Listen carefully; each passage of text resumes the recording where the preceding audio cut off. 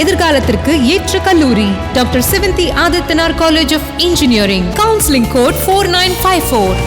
நீலகிரி மாவட்டத்தின் பல்வேறு பகுதிகளில் இரண்டாவது நாளாக கனமழை பெய்து வருகிறது.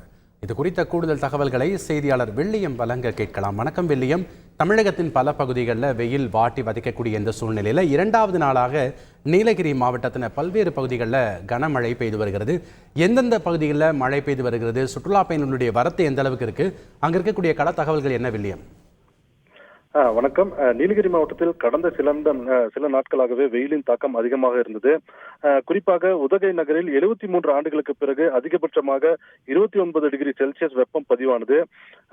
இந்நிலையில் வெப்பசலனம் காரணமாக நீலகிரி மாவட்டம் உள்ளிட்ட சில மாவட்டங்களில் மழை பெய்யும் என வானிலை ஆய்வு மையம் அறிவித்தது போல நேற்று மதியம் உதகை மற்றும் அதனை சுற்றியுள்ள மசனகுடி, கூடலூர் உள்ளிட்ட பகுதிகளில் அரை மணி நேரமாக மழை பெய்தது. அதே போல இன்று மதியமும் அரை மணி நேரத்திற்கு மேலாக இடியுடன் கூடிய கனமழை, அதாவது நீலகிரி மாவட்டத்தின் உதகை, குன்னூர், கோத்தகிரி உள்ளிட்ட பகுதிகளில் பெய்தது. குறிப்பாக உதகை அரசு தாவரியல் பூங்கா, சேரிங்கிராஸ், மத்திய பேருந்து நிலையம், படகு இல்லம் உள்ளிட்ட பல பகுதிகளில் இந்த கனமழை கொட்டி தீர்த்தது. இதனால் உதகை கமர்ஷியல் சாலையில் மழைநீர் வெள்ளம் போல பெருக்கெடுத்து ஓடியதால் வாகன ஓட்டிகள் மிகவும் அவதியடைந்தனர். அதே போல குன்னூர் அருகே உள்ள சுற்றுலா தலமான லாம்ஸ்ராக் பகுதியில் மழையின் காரணமாக ராட்சச மரம் சுற்றுலா பயணிகளை ஏற்றி கொண்டு சென்ற கார்கள் மீது விழுந்தது. இதில் 2 கார்களுமே முற்றிலுமாக சேதமடைந்தது.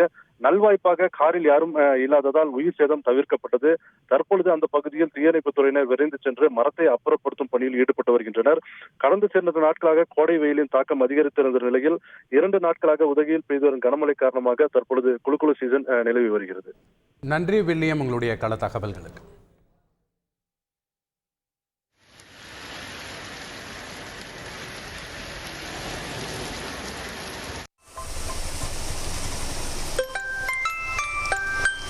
மாணவர்களின் எதிர்காலத்திற்கு ஏற்ற கல்லூரி doctor Sivanthi Adithanar college of engineering. Counselling code 4954.